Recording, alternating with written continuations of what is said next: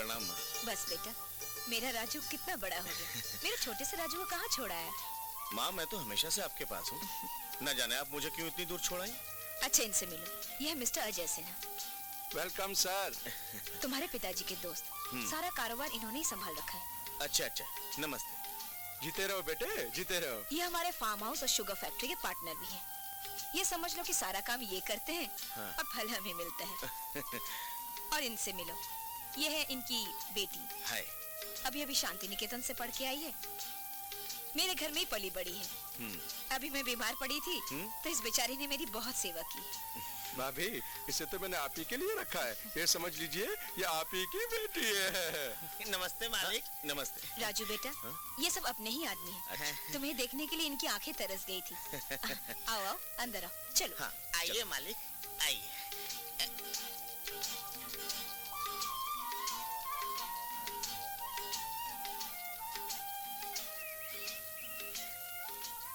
विजया जी, आपने पढ़ाई के लिए शांति निकेतन ही क्यों चुना?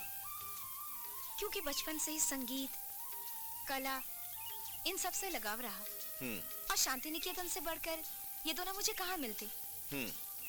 अच्छा राजू जी, एक बात पूछूं? 15 साल कोई छोटे मोटे साल नहीं होते। और 15 साल लंदन में रहने के बाद अचानक आपने यहाँ आने का फैसला क्यों किया? ये तो मैंने पहले ही सोच लिया था कि पढ़ाई खत्म करने के बाद मैं लंदन से सीधा अपने देश वापस आ जाऊंगा, अपने घर, अपनी माँ के पास। अब आप ही बताइए, जिस पेड़ की जड़ें यहाँ हो वो भला इतनी दूर हरा भरा कैसे रह सकता है? आप भी बिल्कुल सही कह रहे हैं। माँ जी, पापा, आप इतने सारे अपनों को पाकर मैं भी शांति निकेतन भूल सी गई हूँ। यानी कि अब आपका एमए करने का इरादा नहीं है? नहीं, ऐसी बात नहीं है। अगर आप बोलते हैं तो मैं करती हूँ। वैसे मैं राजू बेटा, नाश्ता कर लो बेटे। हाँ, चलो।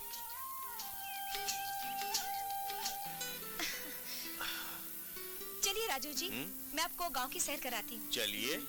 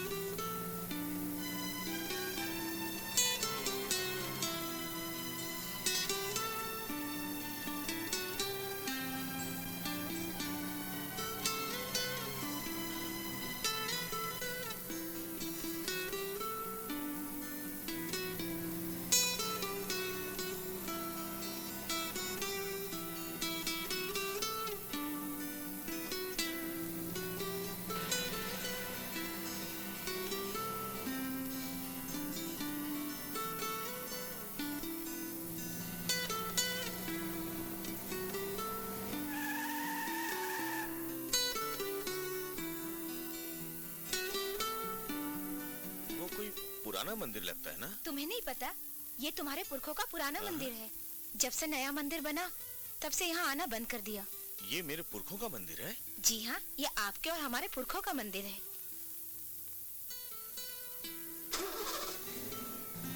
मुझे भी इस मंदिर को देखकर ऐसा ही कुछ लग रहा था कि मैं पहले कभी यहाँ आया हूँ। आप भी ना मजाक करते हैं। नहीं विजया जी, मैं मजाक नहीं कर रहा हूँ, मैं सच कह रहा हूँ। मुझे उस मंदिर को देखकर कुछ ऐसा ही लग रहा था कि शायद पहले कभी मैं... अरे ये क्या? ये गाड़ी को क्या हो गया?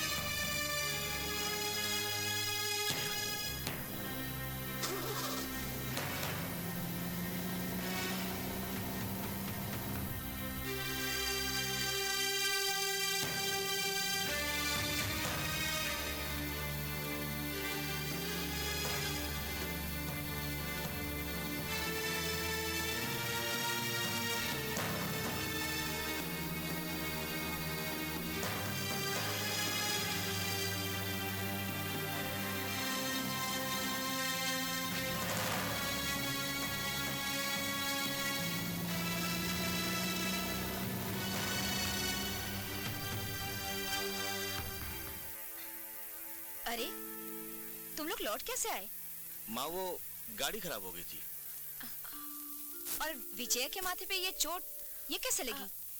आंटी जी मुझे तो कुछ नहीं हुआ, मगर राजू बाल बाल बच गए। राजू ये विजय क्या कह रही है? अरे माँ, इन लड़कियों को छोटी मोटी बातें भी हजम नहीं होती। माँ दरअसल क्या हुआ कि जब हम जा रहे थे, अचानक एक सांप कहीं से आके हमारे बोनेट पे गिरा। उस सांप को देखते ही ये बेहोश हो गई। बस इसे मामूली सी चोट आई और कुछ नहीं।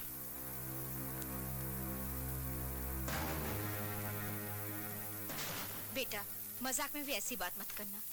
तुम नहीं जानते कितनी मन्नतों के बाद हमने तुम्हें पाया है और अपने दिल पे पत्थर रख के तुम्हें अपनी नजरों से दूर विदेश में रखा ताकि तुम पढ़ो लिखो कुछ बन जाओ।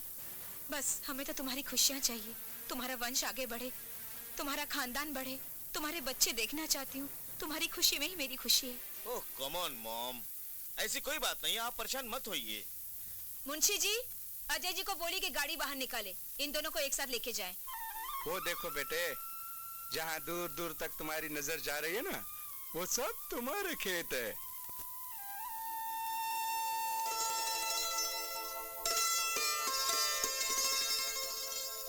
वो फैक्ट्री, वो शुगर फैक्ट्री सब तुम्हारी है और हमें कई सालों से गन्ने की फसल के लिए अवार्ड तक मिला है।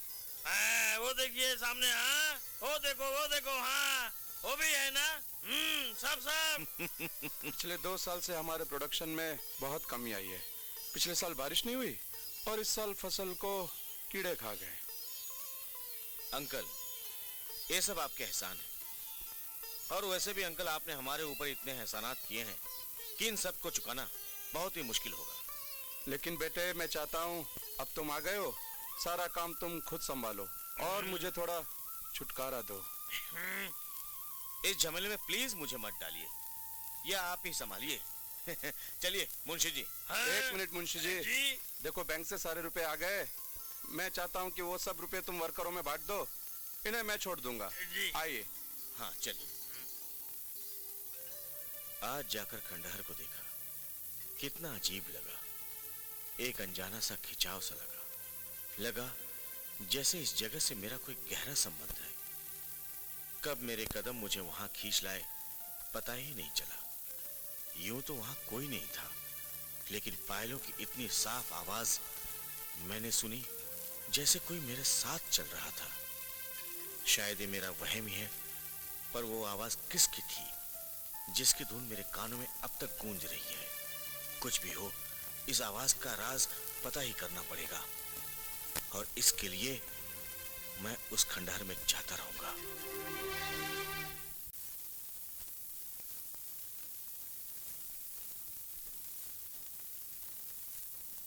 नमस्ते भाभी जी। नमस्ते नमस्ते नमस्ते आंटी जी। जीती रहो बेटी।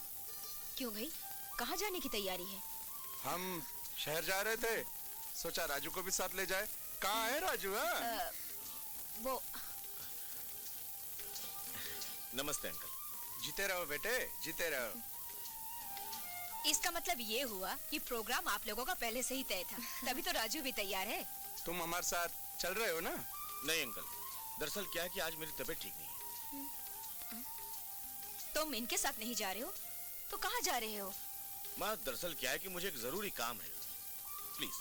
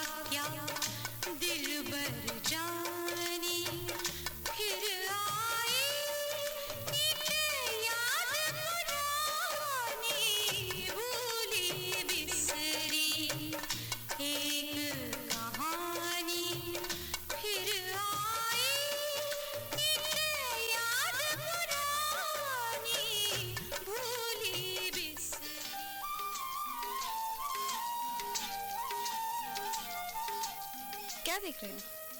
ये गाना तुम गा रही थी? हाँ, पहचाना मुझे? नहीं। इस जगह को पहचानते हो? हाँ, मैं यहाँ कल ही आया था। मैं कल की बात नहीं कर रही। हम बरसों पहले यहाँ खेला करते थे। हम दोनों? हाँ, मैं और तुम। हम यहाँ नाचते थे, खेलते थे, गाते थे। तुम्हें कुछ भी याद नहीं?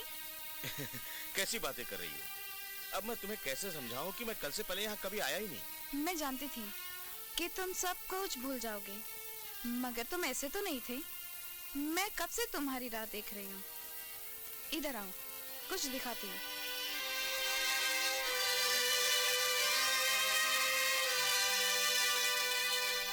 देखो इस मंदिर को। कुछ याद आ रहा है तुम्हें? तुम्हें कैसे समझाऊं कि मैं पहले यहाँ कभी...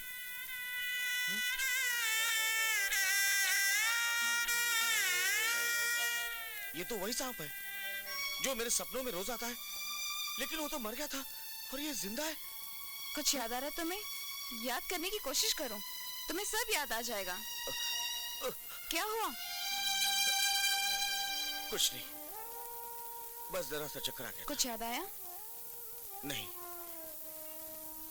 दरअसल ये उन दिनों की बात है जब तुम मुझे रोता हुआ छोड़ के एक अजनबी दुनिया में चले गए थे। तुम्हारे लिए तो सब नया था, पर मेरे पास बस यही एक जगह थी। तुम्हारे साथ बिताया हुआ वक्त था, पर तुम नहीं थे। मेरा वक्त वहीं का वहीं थम गया। धीरे धीरे मैं तुम्हें सब याद दिलाऊंगी। आप कब मिलोगे? तुम्हारा नाम क्या है? रजनी। कहाँ रहती हो तुम? आओ बताती हूँ, इधर आओ ना। उस पहाड़ के पीछे एक गांव है। गांव के पास एक नदी बहती है। नदी के पास एक मंदिर है। बस उस मंदिर के पास ही मेरा घर है। मगर तुम यहीं आना। हाँ, मैं तुम्हारा यहीं इंतजार करूंगी। अच्छा?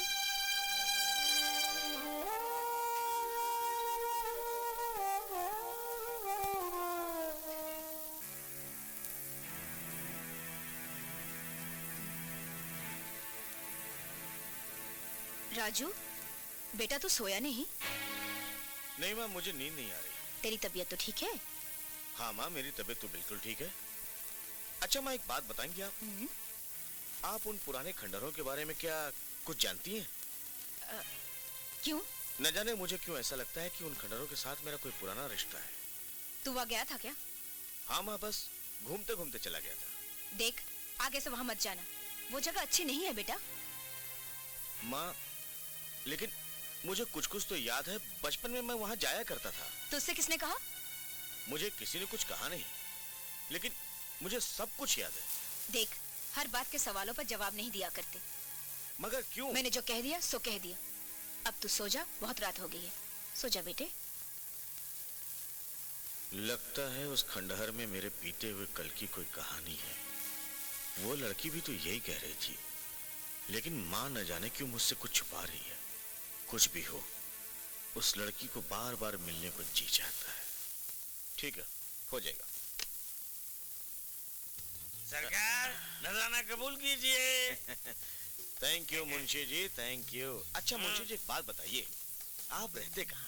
मैं अपने घर में रहता हूँ। जो सामने की पहाड़ी है ना, हाँ। वो पहाड़ी के पीछे गांव है ना, हाँ। उसके बाद में जो नदी है ना, हाँ। और वो नदी के पास में एक छोटा सा मंदिर भी है। हाँ, वो मंदिर की गली के बाजू में ना, जो शीशा टूटा हुआ रूम है ना, घर घर वो हाँ। मेरा है। अच्छा, तो आप वहाँ रहते हैं, तब तो आप अपने अड़ोस पड़ोस के सारे लोगों को जानते होंगे।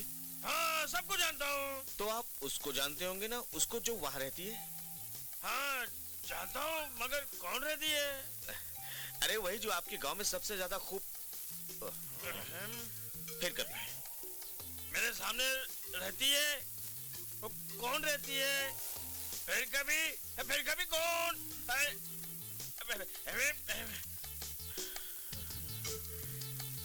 अरे सरकार रुकिए, सरकार रुकिए। क्या बात है मुंशी? अरे आपकी फिर वाली बात में आज की बात बोलना भूल गया। अरे आपको शामली ने ना शादी की दावत दी है। दावत? कैसी दावत मुंशी? अरे कल मेरे मरने का दिन है ना, यानी कि मेरी शादी की सालगिरह है। कम ऑन मुंशी जी, ऐसी बातें नहीं करते हैं। कब आपकी सालगिरह है? अरे कल है, मगर मेरी शादी की सालगिरह पे आओगे ना तो मेरी शादी का शुभ मुहूर्त हो जाएगा। आप आएंगे तो ठीक है मुंशी, मैं जरूर आऊंगा। गिरना नहीं, यहाँ संभल के।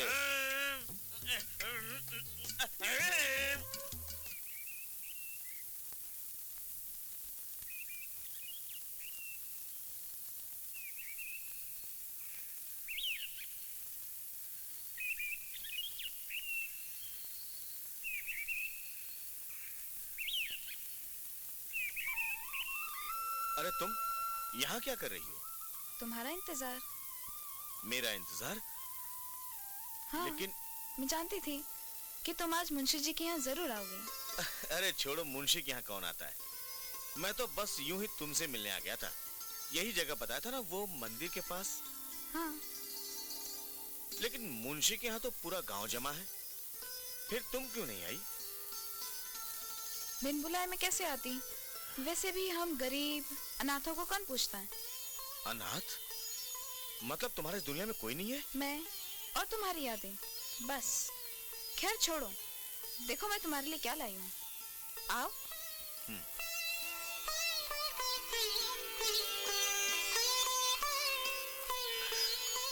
क्या है इसमें? खुद ही देख लो।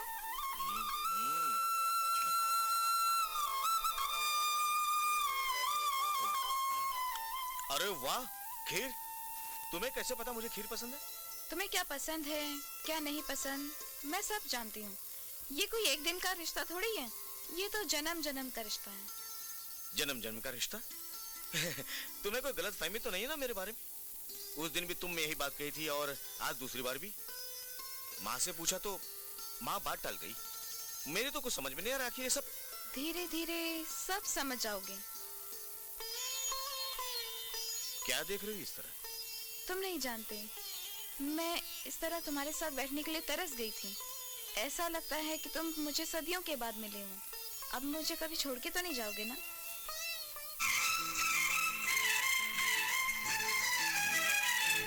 तूने बेचैन इतना ज्यादा किया, तूने बेचैन इतना ज्यादा किया, मैं तेरा हो गया, मैंने वादा किया।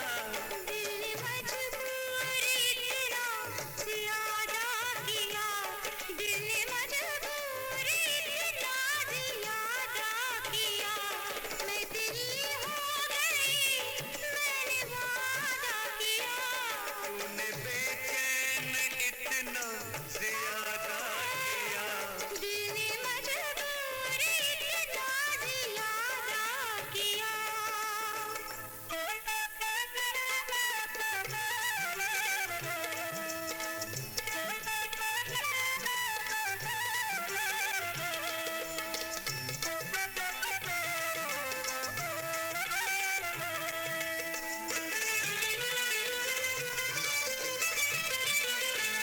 लग रहा है मुझे तेरे सर की कसम, लग रहा है मुझे तेरे सर की कसम, अपनी पहली मोहब्बत नहीं ये सनम।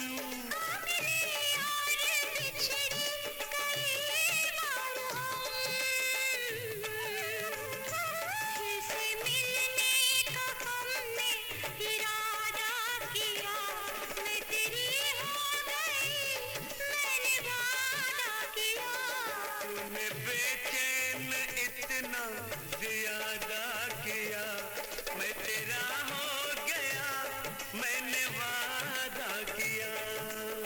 रात ढलती नहीं,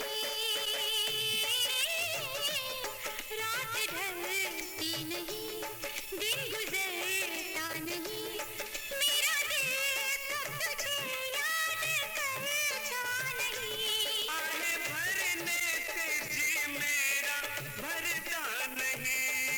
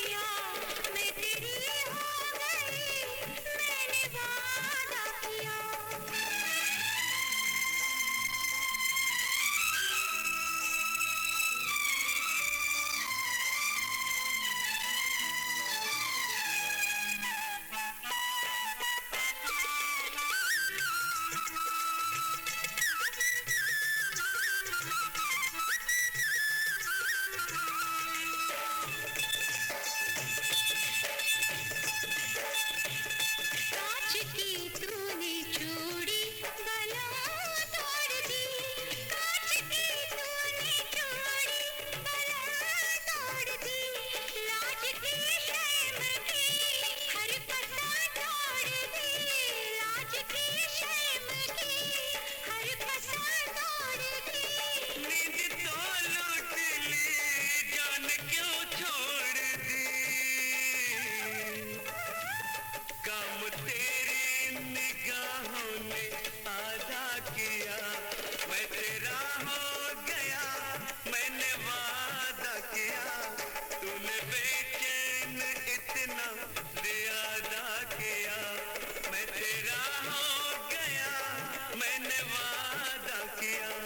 दिल मजबूर इतना ज्यादा किया, मैं तेरी हो गई, मैंने वादा किया। मैं तेरा हो गया, मैंने वादा किया। मैं तेरी हो गई, मैंने वादा किया।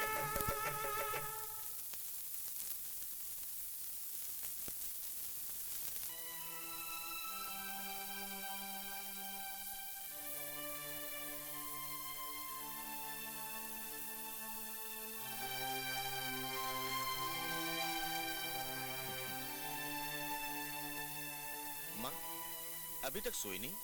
आधी आधी रात को जिसका बेटा घर से बाहर है वो माँ कैसे सो सकती है? सॉरी माँ, देर हो गई। राजू, तुम्हें पहले भी समझाया था कि हमारे यहाँ दुश्मनों की कमी नहीं है।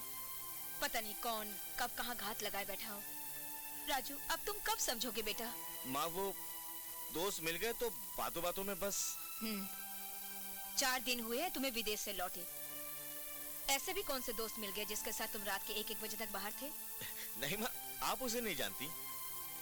इस छोटी सी जगह में ऐसा कौन है जिसे हम नहीं जानते? खैर छोड़िए ना माँ, मुझे बहुत जोरों की भूख लगी है। जनार्दन, खाना लगा दो।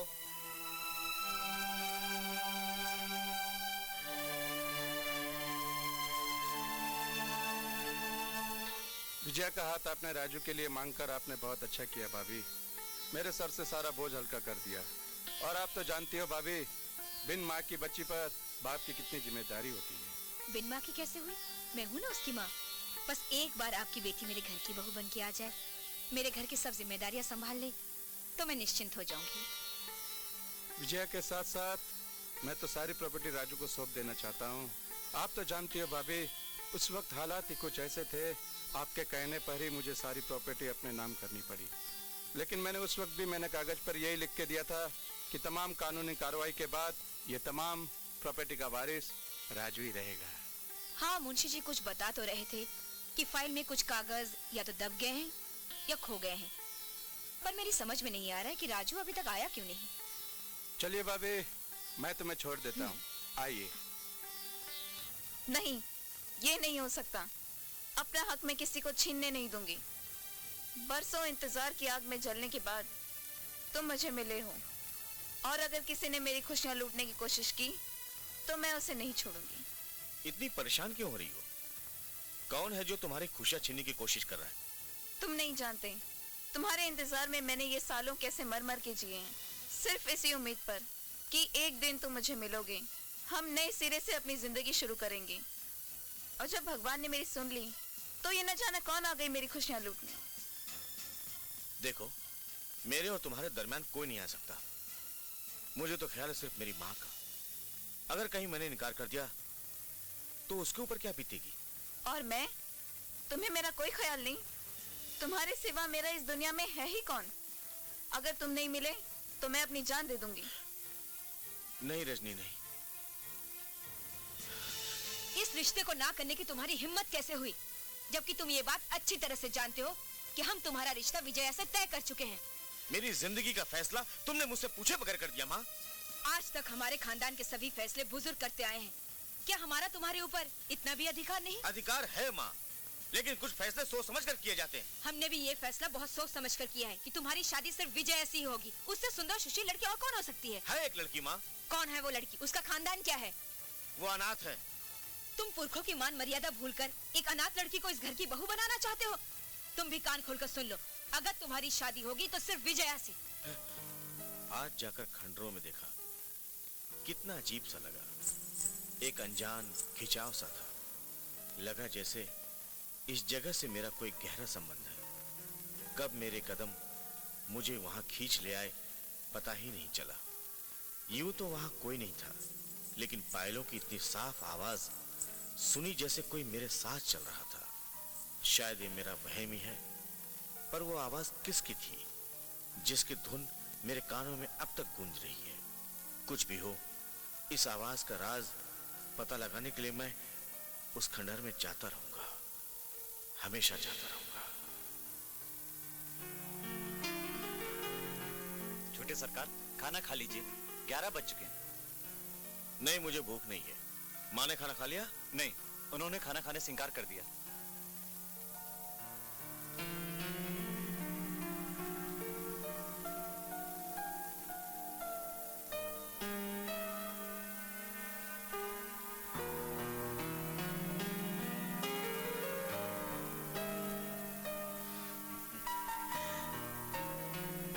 माँ, मैं जानता हूं आप मुझसे बहुत नाराज हैं, बहुत दुख दिया मैंने आपको, लेकिन माँ मैंने आपसे कुछ छुपाया नहीं।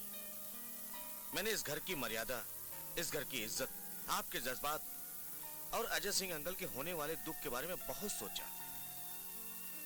मुझे ऐसा लगा कि अगर मैंने अपने दिल की बात को दबा दिया, या तो फिर मैं मर जाऊंगा, और अगर जिंदा भी रहा तो एक लाश बनकर। नहीं बेटा, नहीं। माँ, विजया बड़े बाप की बेटी है, उसे तो और कोई भी मिल जाएगा, लेकिन रजनी एक अनाथ है माँ, वो मेरे बगैर जी नहीं सकती, मर जाएगी। कल का छोकरा अपने आप को समझता क्या है? हाँ? जाने दीजिए पापा, आप मेरी चिंता मत कीजिए। क्या मतलब? आप तो जानते हैं पापा, जब से मैं यहाँ आई हूँ, गुरुजी मुझे संगीत सीखने शांति निकेतन बुला रहे हैं, और मैंने फैसला कर लिया है कि मैं वहाँ जाऊंगी। नहीं, तुम ऐसे कैसे चले जाओगी? हाँ? पापा, मैं वहाँ जाकर सब कुछ भूल जाना चाहती हूँ। नहीं, इस बेइज्जती की जहर की कड़वाहट को भूलना नामुमकिन है, और जिनके लिए मैंने खून पसीना एक करके उनके लिए बुरे वक्त में उनका साथ दिया, और मेरे साथ इतना बड़ा धोखा, मैं ऐसा हरगिज नहीं होने दूंगा। ये क्या पापा? तुम अंदर जाओ बेटे। जी पापा। महावीर सिंह! जी सरकार। पता लगाओ महावीर सिंह, ऐसी कौन सी लड़की है जिसने मेरी बेटी की खुशियां छीनी है? आप हुक्म कीजिए सरकार, उस लड़की के हाथ पैर बंधवा के पानी में फेंकवा देंगे। आजकल पानी भी बहुत बह रहा है, लाश कोसों दूर निकल जाएगी और पता भी नहीं चलेगा। बचाओ! बचाओ! बचाओ!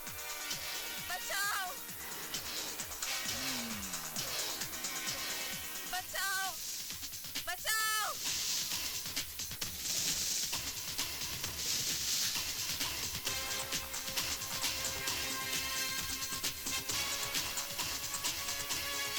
कहाँ जा रही है?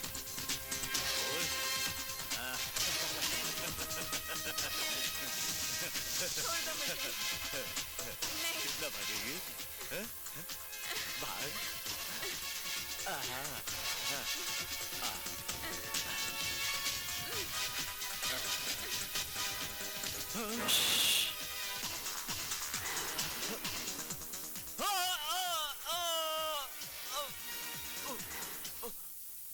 आओ, ये है हमारा घर। माँ, माँ, माँ। अरे माँ, पैर छू। प्रणाम माँ जी। जीती रहो बेटी। कहाँ छुपा के रखा था इस चांद के टुकड़े को? मुंशी जी, शादी की तैयारियां की जाए, हमें लड़की पसंद है। कल ये शादी नहीं होगी गिरजा। जी। डोली उतरने की जगह अर्थियां उठेगी, वो भी एक नहीं, दो नहीं, एक साथ साथ 3 अर्थियां। तब जाकर मेरे कलेजे में ठंडक पड़ेगी, और ये काम तुम लोग करोगे। तुम लोग समझे? समझे सरकार। उस हवेली पे नजर कई साल से डाकुओं की पड़ी हुई है, और कल ऐन वक्त पर जब शादी हो रही होगी, तुम लोग डाकुओं के बेस में जाकर उस हवेली पर हमला करोगे, और लोग यही समझेंगे कि दौलत और जेवरात के चक्कर में डाकुओं ने उस हवेली पर हमला कर दिया, और ऐसा हमला होना चाहिए, ऐसा हमला होना चाहिए ताकि जितनी भी चीखें हैं मौत की सहनाई में खो जाए, तब जाकर मेरे कलेजे में ठंडक पड़ेगी।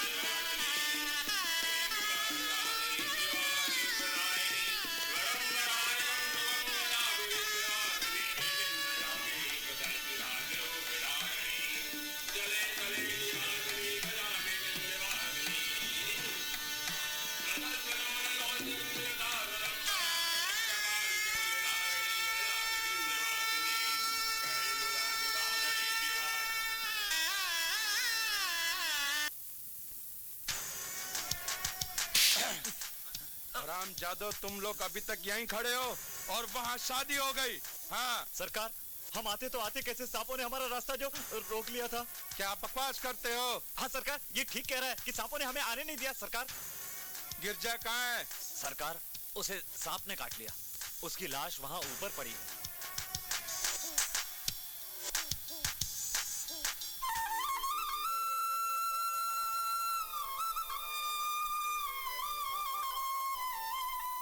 प्रणाम माँ जी। सौभाग्यवती रहो।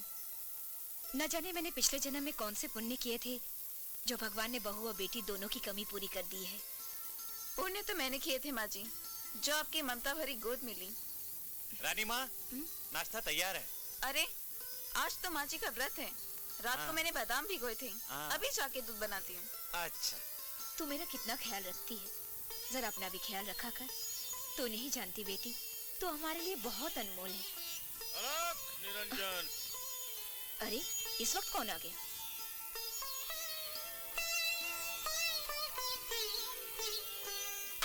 अलख निरंजन, अलख निरंजन। प्रणाम महाराज।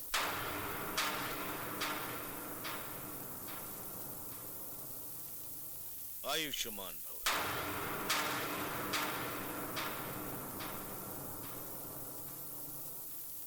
तुमसे मिले बगैर जा रहे थे, सोचा मिलके ही जाएं। सब कुशल मंगल है ना? बस आपका आशीर्वाद है महाराज। अलख। क्या हुआ महाराज, आप रुक क्यों? लगता है इस घर में कुछ है। क्या है महाराज? कोई जहरीले सांप की छाया।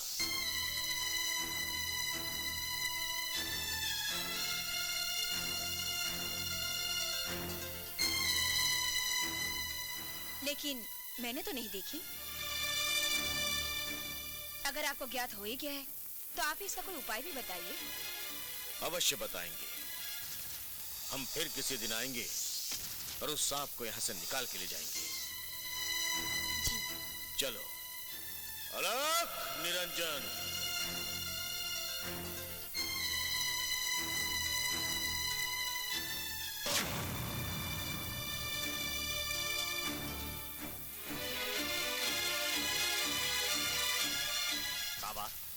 क्या हो तो अब यहाँ से निकलने की तैयारी की जाए। नहीं, हमें अभी यहाँ रुकना ही होगा। हमारी दिव्य दृष्टि बता रही है कि जिस चीज की खोज में हम भटक रहे हैं वो हमें यही प्राप्त होगी।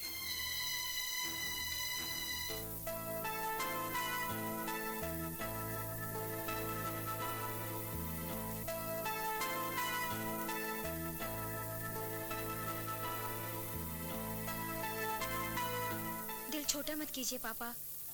आप यूं समझ लीजिए कि आपकी बेटी की पढ़ाई अभी तक खत्म नहीं हुई। बिना माँ बाप बने ऐसी बातें नहीं समझी जाती है बेटी। जिस माँ बाप ने बेटी को डोली में बिठाने के सपने देखे हो और वो उसे किसी की नौकरी करते हुए नहीं देख सकते। नहीं पापा, शांति निकेतन में नौकरी करना तो सिर्फ एक बहाना है। और आप तो अच्छी तरह से जानते हैं कि मुझे संगीत से कितना प्यार है। पापा, अब मैं चलती हूँ। बेटी, जिन लोगों ने तुम्हें खून के आंसू दिए, अगर मैंने भी उन्हें खून के आंसू न रुलाए तो मेरा नाम भी अजय सिंह नहीं। ठाकुर साहब, ये लीजिए प्रॉपर्टी के कागजात। इन पर दस्तखत कीजिए और राजू को अपने पिताजी की प्रॉपर्टी का वारिस बना दीजिए।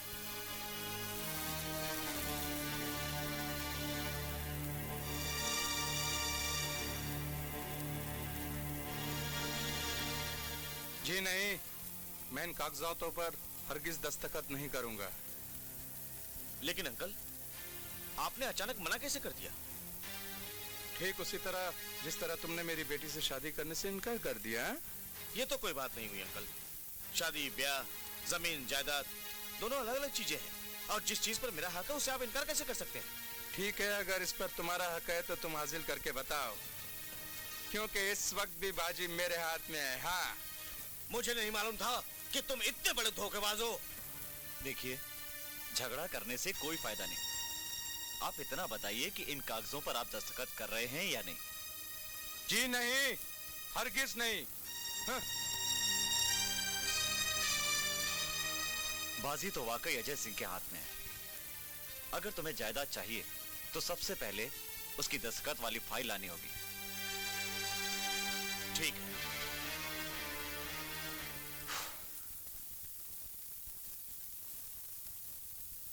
अलख, निरंजन। प्रणाम महाराज। महाराज, धन्य भाग हमारे जो आप हमारे घर पधारे। मैं आपके लिए जलपान का प्रबंध करती हूँ। उसकी कोई आवश्यकता नहीं। पहले जिस काम के लिए हम आए हैं हम उसे पूरा करेंगे। पूजा के लिए तैयार हो जाओ।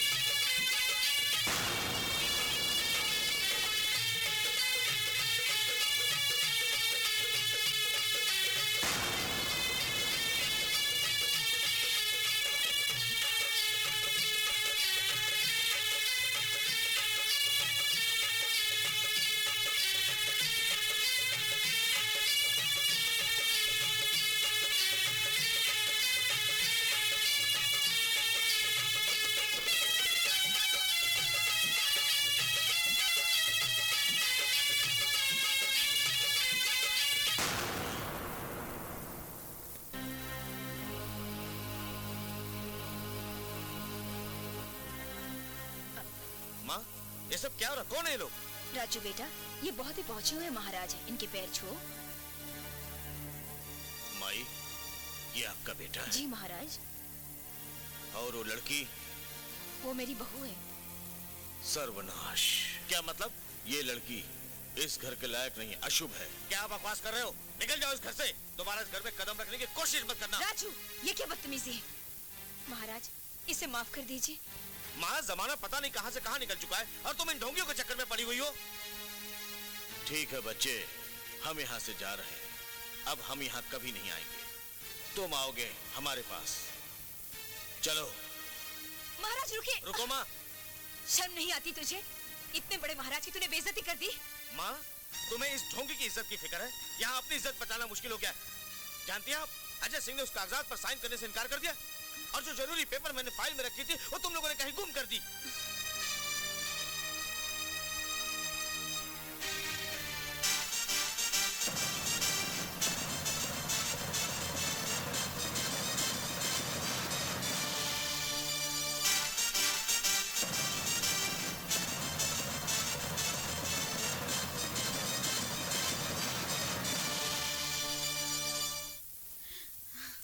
ये माँ भी बड़ी अजीब है, न जाने कैसे कैसे लोगों को बुला लेती है। रजनी, तुम्हें क्या हुआ? कुछ नहीं, जरा तबीयत खराब थी।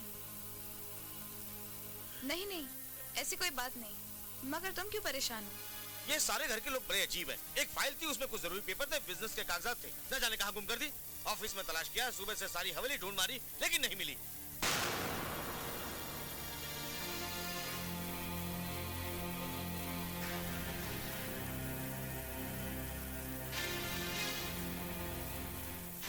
वो फाइल आपको ऑफिस में ही मिलेगी। ये तुम कैसे कह सकती? मेरा मतलब ये है कि जब से मैं इस घर में आई हूँ, मैंने सारी चीजें अपने हाथों से ही रखी हैं। मैंने तो ऐसी कोई चीज नहीं देखी।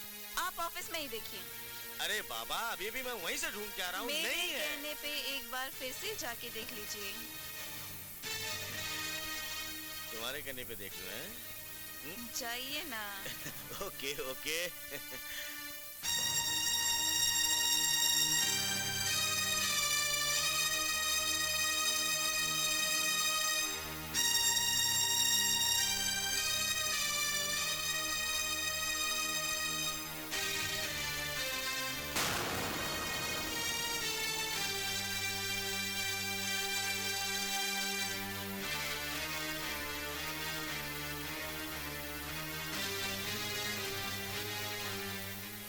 अरे, ये तो वही फाइल है जिसे मैं ढूंढ रहा था। लेकिन ठाकुर साहब, राजू को फाइल मिल गई। क्या? इसका मतलब वो फाइल वकील तक पहुंच गई? नहीं, वो फाइल वकील तक नहीं पहुंचनी चाहिए। चाहे इसके लिए हमें राजू का खून क्यों न करना पड़े। ये नहीं हो सकता। मुझे इन्हें बाहर जाने से रुकना चाहिए।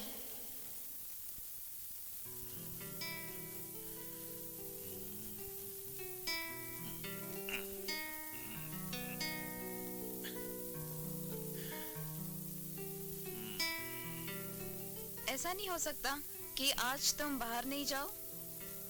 क्यों? तुम्हें तो मालूम है कि आज वकील के साथ बहुत जरूरी अपॉइंटमेंट है। वो कल भी तो हो सकती है। लेकिन इस फाइल को आज पहुंचाना बहुत जरूरी है। तो मुंशी जी को भेज दीजिए। ये मुंशी जी के बस की बात नहीं है। मैं चाहता हूँ कि सारे काम मेरी आंखों के सामने। और मैं चाहती हूँ कि आज तुम सारा दिन मेरे साथ रहो। ओहो, तो ये बात है। हाँ, ये बात है। ऐसी भी क्या बेताबी है? शाम तक तो मैं लौट ही आऊंगा। शाम किसने देखी है? मैं मर जाऊंगी तो भी तुम चले जाओगे क्या? रजनी, मोहब्बत के वक्त मोहब्बत और काम के वक्त काम। मोहब्बत करने के लिए काम की पाबंदी नहीं होती। अरे, इतनी क्यों बेताब हो रही हो? मैं शाम तक तो लौट ही आऊंगा। अब मैं तुम्हें कैसे समझाऊं? इसमें रूठने वाली कौन सी बात है? अरे, मैं शाम तक तो लौट ही आऊंगा। ठीक है?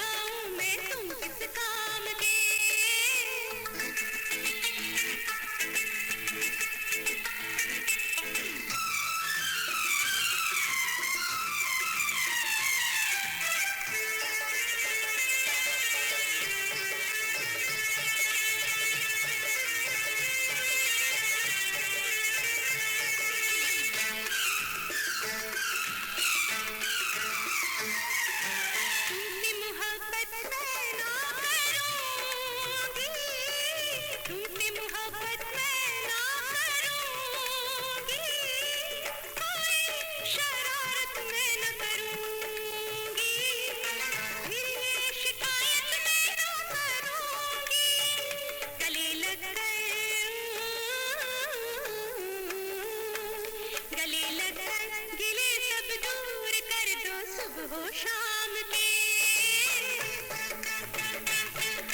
बलमा बलमा तुम बलमा हो मेरे खाली नाम के तुम्हें क्या मर जाऊं तो मर जाऊं मैं तुम किस काम की तुम्हें क्या मर जाऊं तो मर जाऊं मैं तुम किस काम की बलमा बलमा तुम बलमा हो मेरे खाली नाम के तुम्हें क्या मर जाऊं तो मर जाऊं मैं तुम किस काम की तुम्हें क्या मर जाऊं तो मर जाऊं मैं तुम किस काम की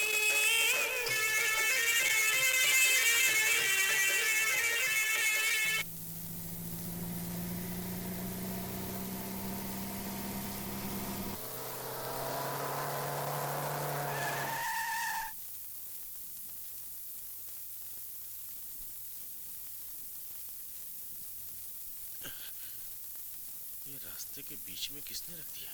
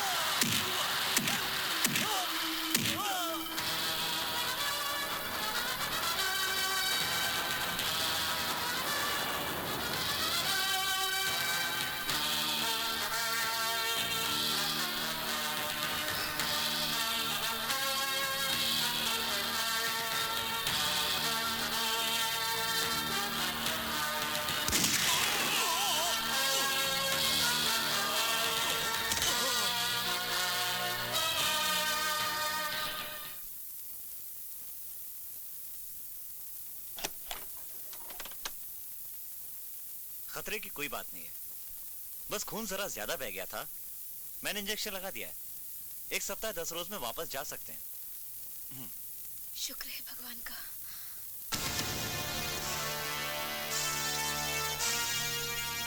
वो जिंदा वापस नहीं जाएगा। वो हमारे लक्ष्य में बहुत बड़ी बाधा है। उस बाधे को हमें दूर करना होगा। ये काम कौन करेगा? ये काम हमारे नागराज करेंगे। नागराज, इतने सालों में हमने आपको कोई कष्ट नहीं दिया, लेकिन आज ये काम आपको करना ही होगा, ताकि चीज की खोज में हम यहाँ आए हैं उसे हम प्राप्त कर सकें।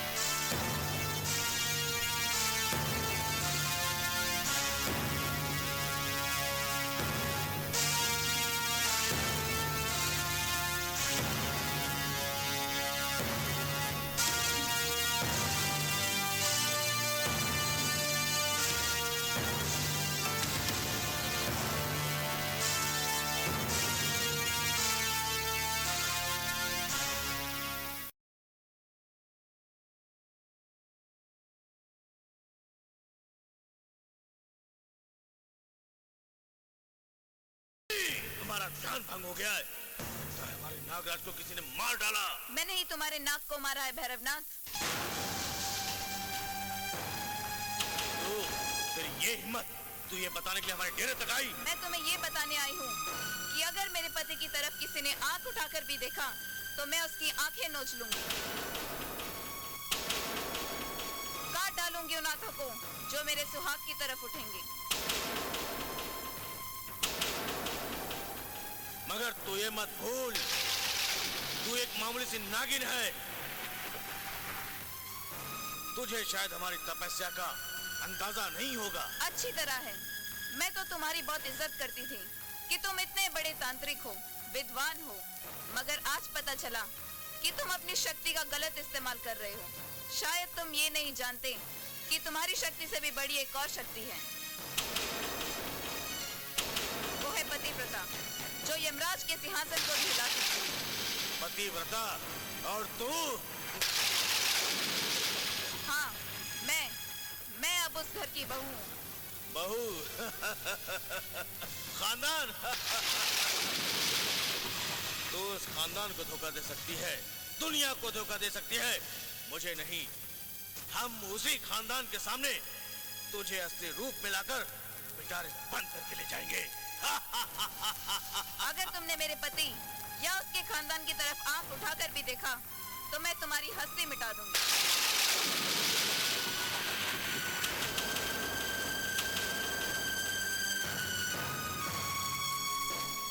अब कैसी तबीयत है तुम्हारी? जब तुम मेरे साथ में हो तो मेरा कोई कुछ नहीं बिगाड़ सकता। मैंने हमेशा महसूस किया है कि तुम देवी हो, अंतर्यामी हो। तुम्हें अगले पिछले हर पल की खबर रहती है। ठीक है, अगर मैं देवी हूँ तो तुम मेरे देवता हो। मेरी शक्ति, मेरी भक्ति सब तुम ही तो हो। बात को टालने की कोशिश मत करो। मैंने तुम्हारी दैवी शक्ति को महसूस किया है। अब देखो ना, जिस फाइल को ढूंढते ढूंढते मैं थक गया था, तुम्हारे कहने पे जब मैं दोबारा ऑफिस गया तो फाइल मुझे ऐसे मिली जैसे बरसों से वहीं पड़ी हो। और आज मुझे तुमने बाहर जाने से रोका था। जो हुआ उसे भूल जाओ। याद है रजनी, जब हम पहली बार मिले थे तो तुमने मुझसे कहा था कि हमारा संबंध तो बरसों पुराना है। और आज मुझे ऐसा लगा कि हमारा संबंध तो वाकई जन्मों जन्मांतर का है। अरे ये क्या कर रहे हो? लो, उस दिन तो घर से जाने के लिए मना कर रही थी और आज सामने हूं तो दूर दूर भाग रही हो। ये हॉस्पिटल है, हमारा बेडरूम नहीं।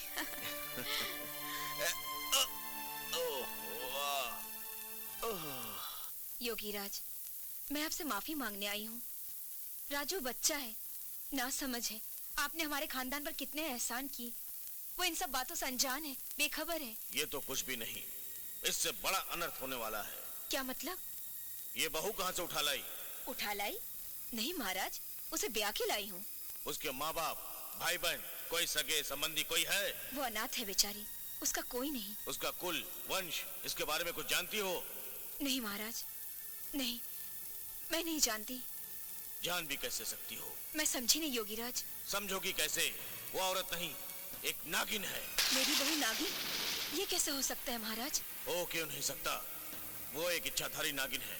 वो अपने स्वार्थ के लिए किसी कारण तुम्हारे घर आके बहू बन के बैठी है। इच्छाधारी नागिन? हाँ, इच्छाधारी सांप बहुत दुर्लभ होता है।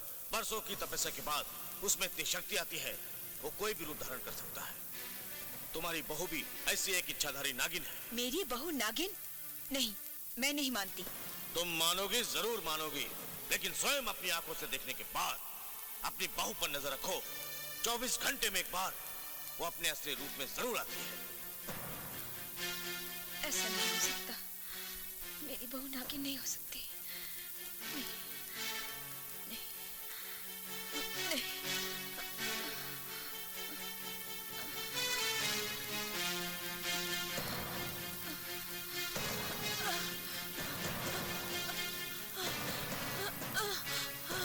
नहीं,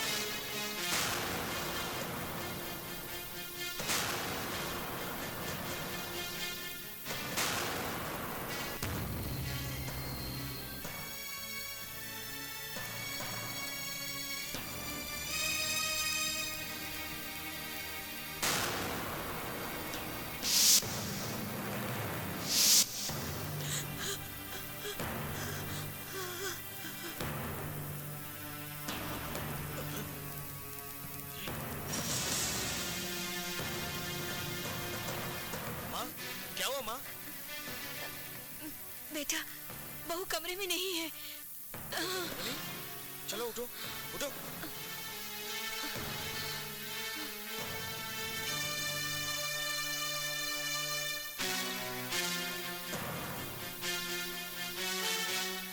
देखो माँ, रजनी तो सो रही है। क्या हो गया आपको? लगता है आपने कोई बुरा सपना देखा हो। माँ आप सो जाइए, मैं आपको सुला देता हूँ। हाँ? मैं लाइट चालू करके जाता हूँ, ठीक है? डरो, बैठो। हाँ।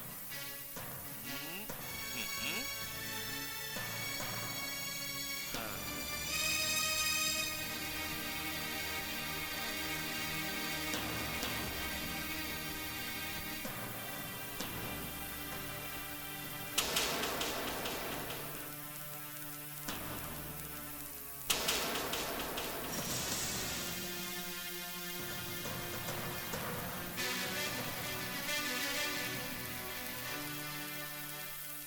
आज आपने वो सब कुछ देख लिया माँ जी जो आपको नहीं देखना चाहिए था, और जो कुछ भी देखा है वो सच है। यही मेरा असली रूप है। लेकिन आप डरिए मत माँ जी, ये मेरा दुर्भाग्य है कि आपने मेरा भेद जान लिया। फिर भी मैं अपने पति की चरणों की सौगंध खाकर कहती हूँ कि मैंने इस घर का कभी बुरा नहीं चाहा। जब तक मैं यहाँ हूँ, इस हवेली की तरफ कोई आंख उठाकर भी नहीं देख सकता। और एक बात मैं आपको बता देना चाहती हूँ कि अगर कभी इस हवेली का बुरा हुआ तो उस तांत्रिक के हाथों ही होगा। इसलिए मैं आपसे कहती हूँ कि उस तांत्रिक से मत मिलिएगा। अगर कुछ बुरा हुआ तो फिर आप मुझसे मत कहिएगा। योगीराज, आपने सच कहा था कि वो एक नागिन है। मेरा तो एक ही बेटा है। अगर मेरे बेटे को कुछ हो गया तो मेरा तो वंश खत्म हो जाएगा। मुझे उस नागिन से बचा लीजिए योगीराज। हम तो उसी दिन उसे असली रूप में लाकर पिटारे में बंद करके ले जाते, लेकिन आपका बेटा। नहीं, मैं उसे दूर भेज दूंगी। वो कभी नहीं जाएगा, वो पूरी तरह से उसके वश में है। मैं कुछ भी करूंगी, उसे घर से दूर भेज दूंगी। तो ठीक है, नाग पंचमी के दिन हम तुम्हारे घर आएंगे और नाग देवता की पूजा करेंगे और उसे असली रूप में लाकर पिटारे में बंद करके ले जाएंगे।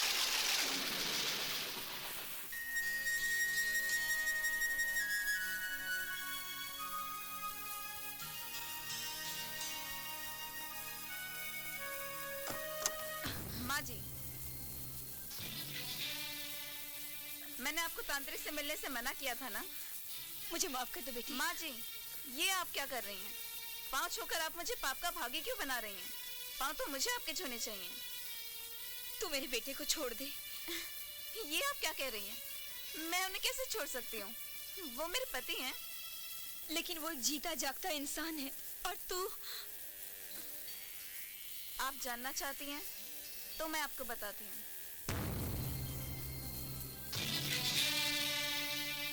आइए माँ जी, इस मंदिर को पहचानती हैं आप? हाँ, ये हमारे कुल देवता का मंदिर है। इन्हीं के प्रताप से तो राजू पैदा हुआ था। फिर तो आप ये भी जानती होंगी कि राजू के 6वें जन्मदिन पर आप यहाँ पूजा कराने आई थी। हाँ, मुझे सब कुछ याद है।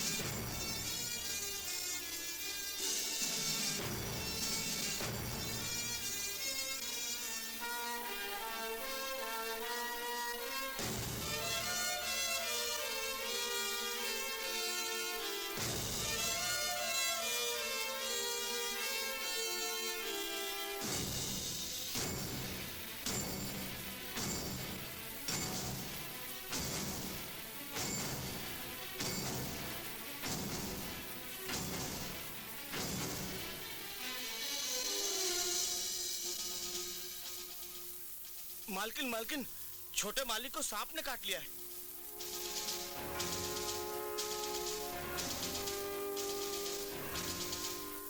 अलग निरंजन, क्या हुआ भाई? महाराज, मेरे बेटे को बचा लीजिए, उसे सांप ने काट लिया है। डरिए मत, हम देखते हैं। आप जरा पीछे।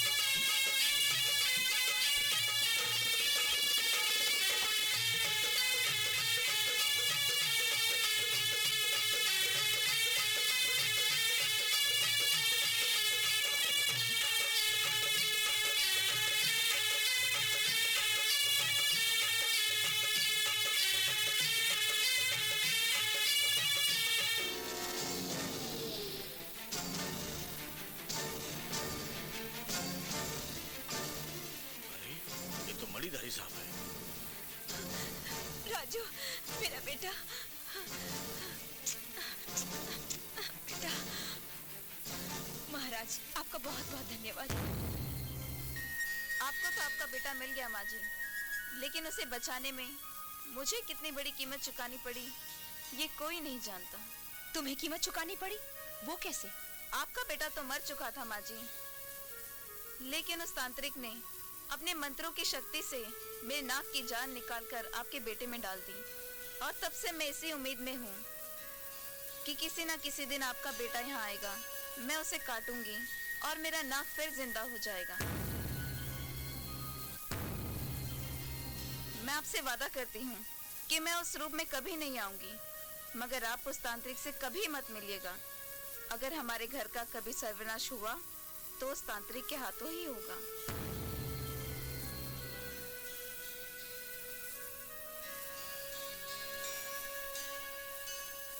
क्या बात है माँ? नौकरानी कह रहे थे कि आपकी तबीयत ठीक नहीं है। अरे नहीं बेटा, बस जरा यूं ही थकान हो गई थी। रजनी कहाँ है? मंदिर गई है, आज नागपंचमी है ना। अरे माँ, उसे फौरन बुलाओ, उसे तो आपके पास होना चाहिए था। अरे कोई बात नहीं बेटा।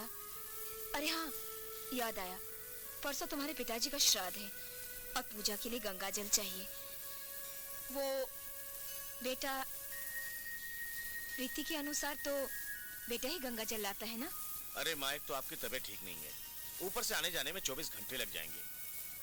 मेरे ख्याल से माँ, ये गंगा जल में और नल के जल में फर्क ही क्या है? जब से तू विलायत से लौटा है ना, अपने घर के रीति रिवाज और परंपरा को ही भूल गया है। माँ, मेरा मतलब आपको दुख पहुंचाने का नहीं था।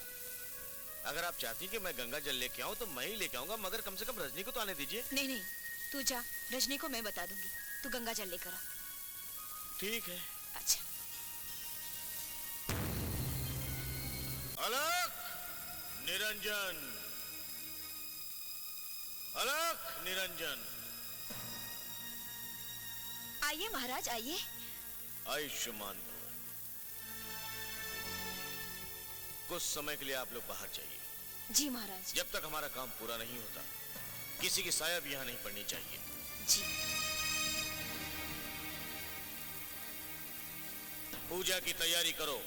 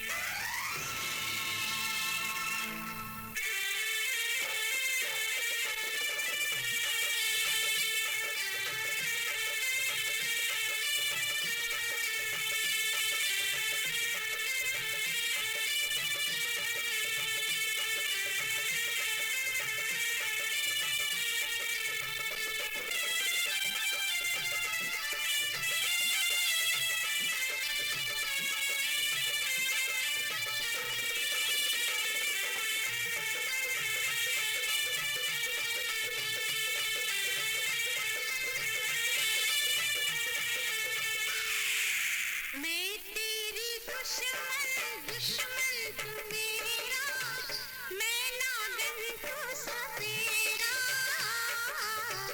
मैं नागन तू सपेरा। मैं तेरी दुश्मन दुश्मन तू मेरा, मैं नागन तू सपेरा,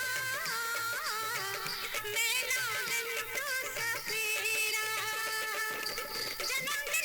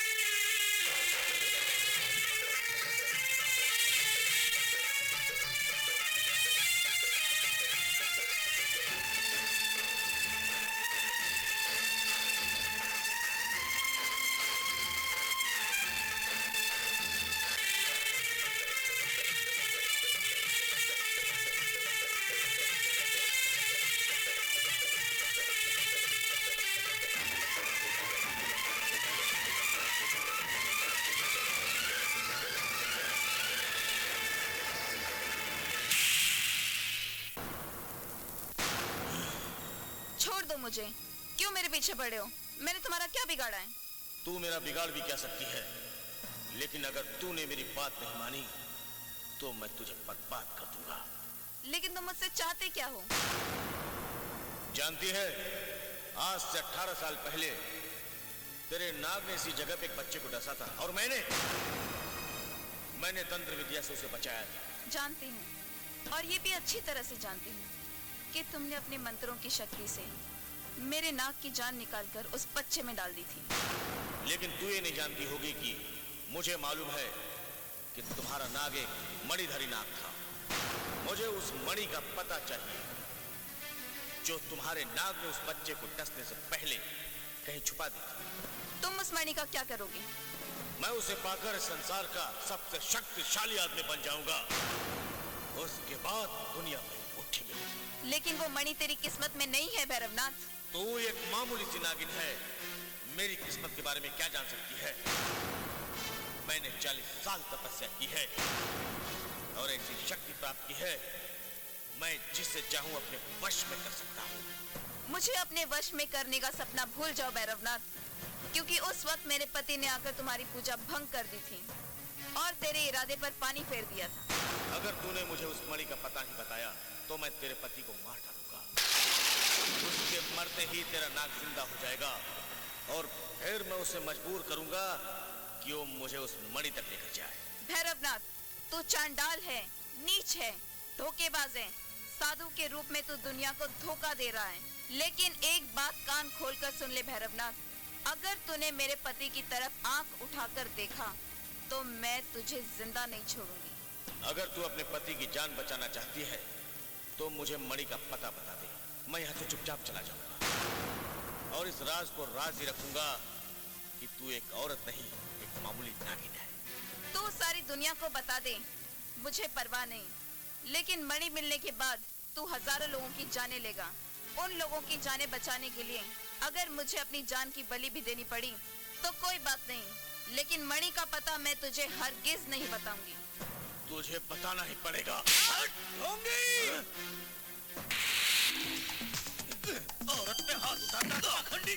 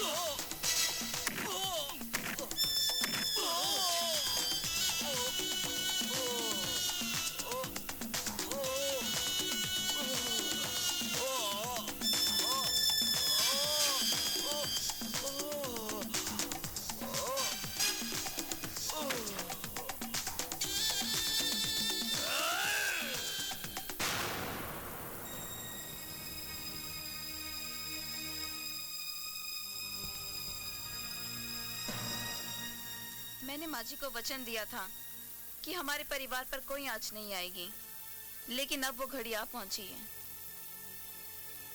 इस खानदान के आखिरी चिराग को बचाने का बस एक ही तरीका है कि तुम्हारा अंतिम संस्कार कर दिया जाए। मुझे माफ कर देना, मुझे माफ कर देना। ये क्या क्या तूने मणि पाने का आखिरी रास्ता बंद कर दिया? मैं तुझे नहीं छोड़ूंगा।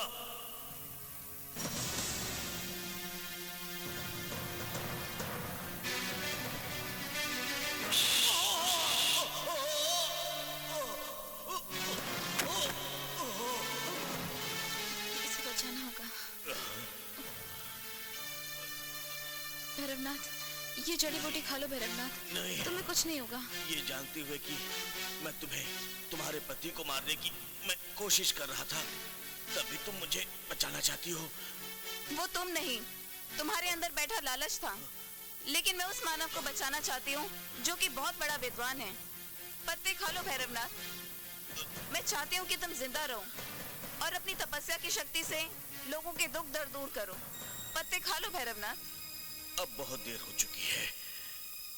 तुमने ठीक ही कहा था कि मैंने अपनी शक्ति का गलत उपयोग किया है। मुझे उसकी सजा तो मिलनी ही चाहिए। मैं उसी के काबिल हूँ। हे प्रभु, मेरी 40 साल की तपस्या का कुछ फल मुझे देना चाहते हो तो मैं यही चाहूंगा कि रजनी को नाग योनि से मुक्ति देकर इंसानों के बीच में रहकर अपने पति की सेवा करने का मौका दो। यही मेरी प्रार्थना है और मेरा आशीर्वाद भी। जय भोले।